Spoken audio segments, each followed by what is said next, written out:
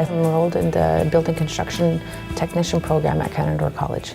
I don't know, I've always been good at fixing things and building things and, with tools, and so I thought if something was really going to keep my interest throughout the whole program, it would be a program like this.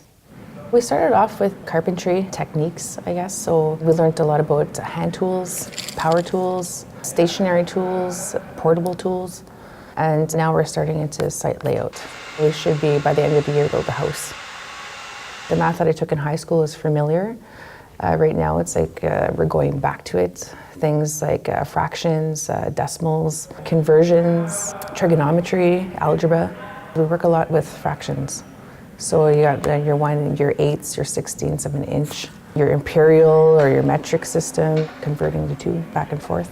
Volume of concrete. There's a lot of angles in carpentry.